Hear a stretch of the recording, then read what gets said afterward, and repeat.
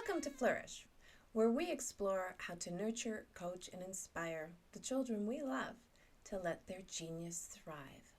I'm your host, Diane Planadin.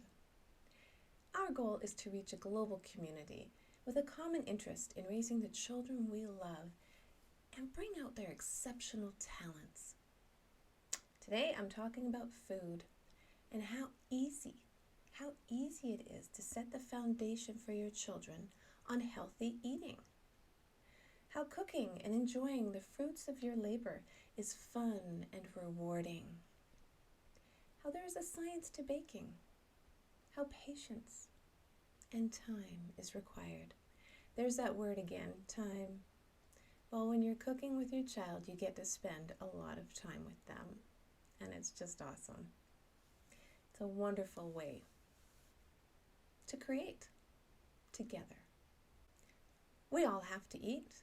Why not make it an event whenever possible? Think about it as we continue our exciting adventure together. For my son Nicholas and me, one of the things we did when we were cooking is we created the Crazy Cooking Show. We didn't have an audience. We didn't even have a camera on us. And there was definitely no live video feed to Facebook. But we did have a lot of fun together. And we would just host the show, standing behind our island in the kitchen and staring into space and just making it fun and exciting and different. Our show would start out something like this. Hello, and welcome to the Crazy Cooking Show. I'm Mommy. And then Nicholas would say, I'm Nicholas, and today we're making scrambled eggs. Now, I know that doesn't sound fancy, but when you're learning to cook, you need to start somewhere. So if it was Saturday morning and we were feeling foolish, we would make our breakfast into an event. It's also a great way to teach my child a new skill without it being considered work, without it being boring, without it being like, oh, Mom. It's fun. And we created this show in our minds. It's amazing how much better food tastes when you make it from scratch. How we could do something together that was fun and didn't cost any more than the price of the food we were going to eat anyways. We like our scrambled eggs fluffy, served with a fresh fruit like strawberries, toast, orange juice for Nicholas, no pulp, coffee for me, and a little cheese. Yes, sometimes we'd grate some cheese for the scrambled eggs. Cooking does take time though, and good timing. We would tell our audience each step. Put on the coffee, set the table with all the condiments, wash your fruit, get the toaster ready, as you want your food to be nice and warm. All at the same time. 2 eggs per person, cracked in a bowl, mixed with a little water or milk to make it frothy. Frying pan ready with a dollop of butter. The pan handle directed away from you so you won't bump into it. And actually that's something I learned in junior high school in home economics. And it's stuck with me ever since, and it makes so much sense. So, thank you, my home economics teacher, for that tidbit.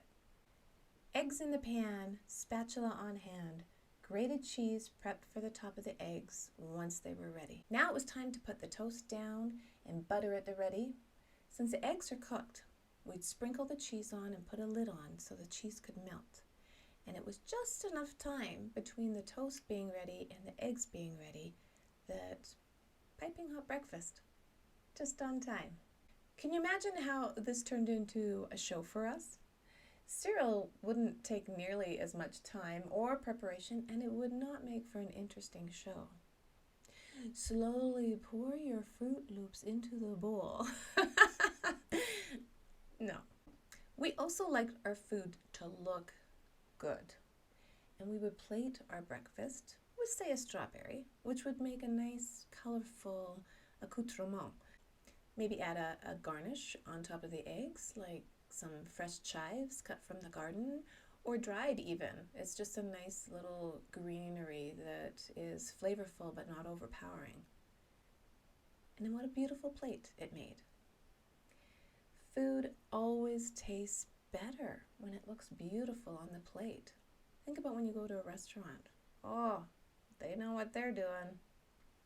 We wanted to capture all of the senses so they could collaborate in anticipation of the first savory mouthful. The colors should contrast, not compete with one another. Hence this strawberry splash on the plate completed a brilliant hue without the plate feeling crowded. All happiness depends on a leisurely breakfast. That's a quote by John Gunther. And what a wonderful way to start the day. When you have the time and you can play a game and have a crazy cooking show.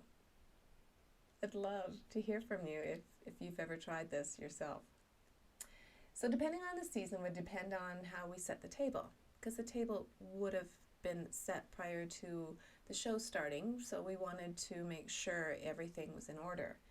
And in summer we would set the table with bright, colorful napkins, and I have these cute little clay flower pots, really tiny flower pots with the bottom cut out of them, and you put the napkin through that.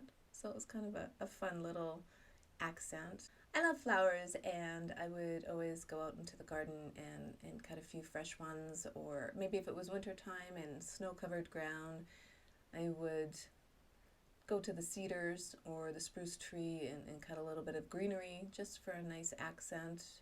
Or maybe just even look around the house. What could we decorate our table with this morning to make it really pretty?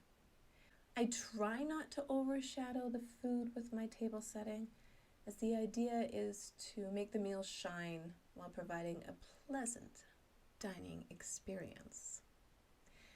I went a little crazy this past Thanksgiving, and it turned out to be a really pretty table, but the food, oh my gosh, it was so good. Back to the crazy cooking show. Another favorite of ours was pancakes, and Nicholas was an expert at making flying saucers. He was an expert at making happy faces with blueberry eyes and bacon mouths and whipped cream hair. It was fun and creative. And I got a little crazed with pancakes and pancake themes and pancake seasons and the shape of pancakes.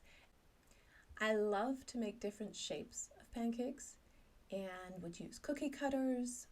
I later found some that were designed specifically for pancakes in the shape of dinosaurs, a heart for Valentine's Day, a maple leaf for Canada Day, and little gingerbread boys and girls for, Christmas time. And it was so much fun. I mean, look around. Do you have a cookie cutter at this time of year that's maybe shaped as a witch or a pumpkin or, well, even a leaf? Yes, because it is fall. And see how your child reacts, or introduce your own cooking regime with different shapes, because it doesn't have to just be pancakes. You can cut anything into a shape. Maybe it's a sandwich. Maybe it's a little surprise in the lunchbox. Get creative. It's super fun. So the crazy cooking show evolved over time, and we would really enjoy the seasons.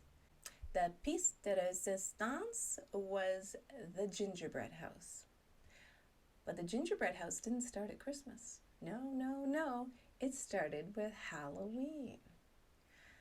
We needed to bring something in for the party in kindergarten, and we dressed up and we made a gingerbread house. But not a boring gingerbread house. Oh, no. This was something we created together over time, usually over about a month, depending on the scope of work. The architecture of the house would vary from year to year, and sometimes they were fabulous, but sometimes they were a little crooked. But that didn't matter to us. We enjoyed the journey and didn't worry if we had to take a different direction. We would take inspiration from different candies and different themes. Sometimes we would start with the landscape and then decide what the house should look like. With the first haunted house, the first gingerbread house that we ever made, we started with the landscaping. We made a fence out of pretzels, and the ground was blacked, crushed Oreo cookies. We found jelly monsters that would hide in the graveyard with their tombstones made of grain wafers. And guarding our home were 4 pumpkin heads, sitting atop tiger ice cream flavored candy sticks. We made ghosts out of meringue and gave them little green beady eyes and skulls in orange.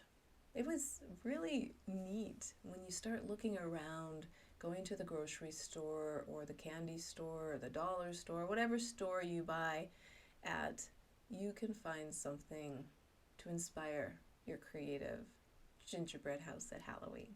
When building a gingerbread house, it's important to have a really solid foundation. And that's where the science of baking comes in. Because when you are baking, you really need to mind what ingredients, how many ingredients. You can't just throw in an extra teaspoon of baking powder, or your gingerbread house will be a little flat. And you need durability, like with a shortening, but you also need flavor, because somebody might be eating that gingerbread house. And we loved a really dark molasses.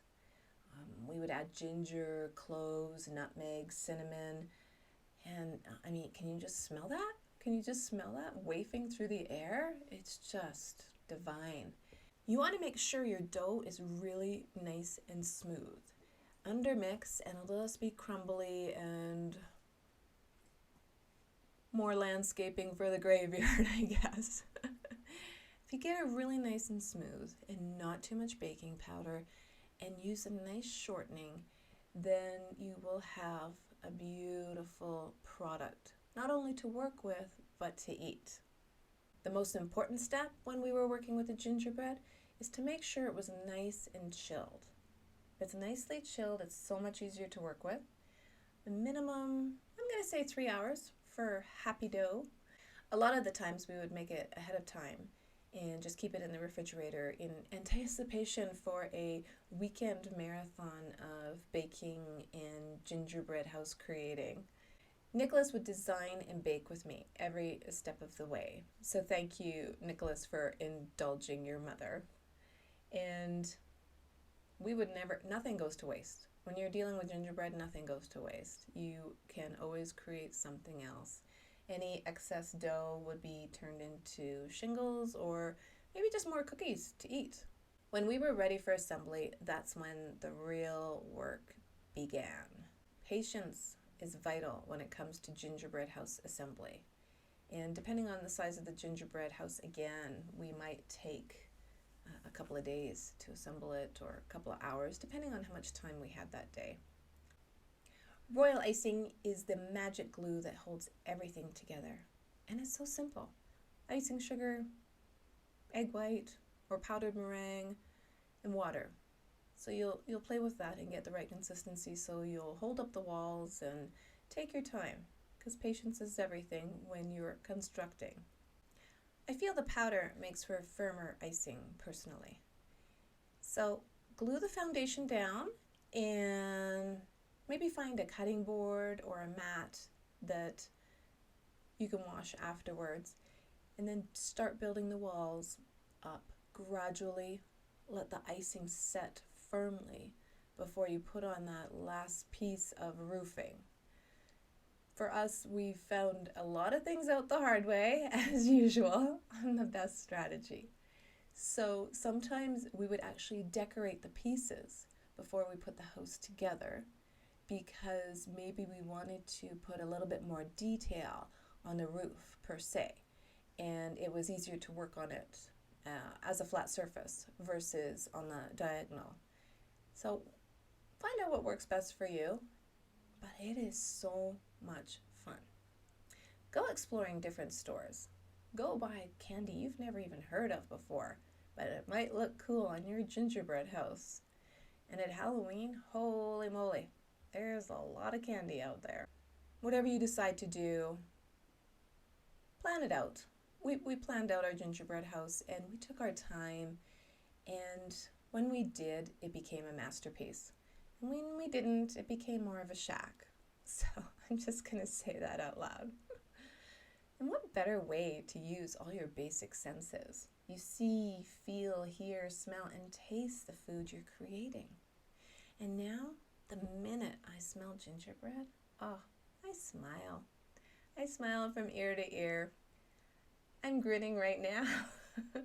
Memories of all those gingerbread homes and the time well spent with my son.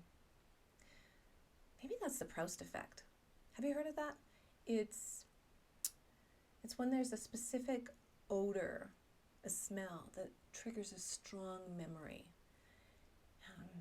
It's sort of like when I smell a certain perfume that my mother always wears. I think of her. So yeah, I think that might be the Proust effect. We would also make fun little cupcakes for school and try our best. I'm not the best cake decorator, but we'd make them into witches. We'd buy some sugar cones and add little hats onto them and little eyes and licorice whips for mouths. It was fun. It doesn't have to be an expensive endeavor either. Start small and build up. Cooking is less expensive than eating out. Baking your own little cupcakes is less expensive than buying them. And then you can create, you can get imaginative, and you can have fun with the whole experience.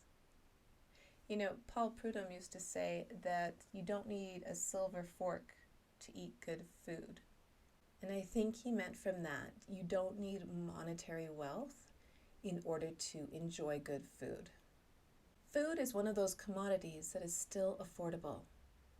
Thankfully, it is so easy to feed a child nutritious food. Food that's going to fill their tummy. Food that's going to start them off for the day. And that's also why the Crazy Cooking Show is so much fun. Because not only did we create this imaginary show and enjoy our time together, but we would actually look at the economies of scale. And I think Nicholas is now really cognizant of that because he's in university and he's cooking his own food. And yes, he likes to eat out every now and then, but if he makes a couple of eggs and has a banana or half an avocado and a piece of toast in the morning, that's good filler food. And it's good for your brain and it's good for your body. Because how can you think if you're hungry? How can you think if you get growly because you're hungry? How can you think if you're just tired because you have no energy because you're hungry all the time? Over time, the recipes would get a little bit more involved. We no longer needed the Crazy Cooking Show in order to motivate us to cook together. We simply just did it. And sometimes Nicholas would plan the menu. My favorite was eggs in a cloud.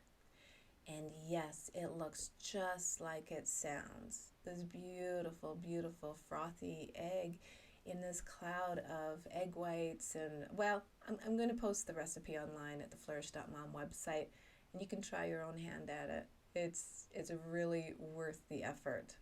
Halloween is just around the corner. Have you ever tried making a haunted gingerbread house? Do you have a story to share where fun happened in the crazy kitchen of your home? Where maybe you created your own show? Wow, in this day and age, maybe you have a live feed on Instagram or something. I would love to hear about it. Do you like to dress up for Halloween and create your own costumes? Maybe volunteer in the classroom? Really get involved. It is so much fun. We love to prepare our pumpkins and roast the seeds and make pies. It is just, well, it's one of those holidays that I think should be worldwide, because once you've experienced it, you're like, yes, I want to do this. Even if you don't celebrate Halloween, maybe you like cosplay or Comic-Con or BlizzCon or just dressing up as your favorite character in one of these games. It's fun to dress up as these fictional characters or Disney character, whichever character that resonates most with you. And have traditions, like making a gingerbread house, even for Halloween. And yes, sometimes we'd save it for Christmas time, that's true. I raised a very gifted child and feel so fortunate that I continue to listen to not only myself, but him and his needs. Over time, a solid foundation was built, not only in academics, but in life and life skills. And it's very important because cooking is a vital life skill, and it should be fun and enjoyable, and it's so fulfilling. You get to enjoy what you made, and that's a great experience. So thank you for listening. I really appreciate how you spend your precious time with me. If you would like to support the show, please go to the flourish.mom website and click on the Patreon link. And I really need more subscribers for my show, so please subscribe and share the show. Together, we can reach a global community with a common interest of nurturing, coaching, and inspiring our children. We are all born with a gift. We are all born with purpose. Life's journey is to hone and develop that gift as purpose changes within. Thank you, Nicholas, for the music composition. I absolutely adore it, and I hum it, even when I'm not recording, so it's kind of fun. Thank you. And, you know, the other thing, I'd be remiss not to mention Julia Child. Talk about a crazy cooking show. She had this amazing voice. Julia Child used to say, "If you're afraid of butter, use cream." Yes, she trailblazed that French cooking and how fantastic it was. And not to be afraid of butter. Don't be afraid of cream. Don't be afraid of natural ingredients. Everything in moderation. And don't be afraid to cook. It takes practice, practice, practice. And once you've mastered it, learning by doing and being able to eat your reward doesn't get much better than that. Live well, my friends, and I'll see you next week.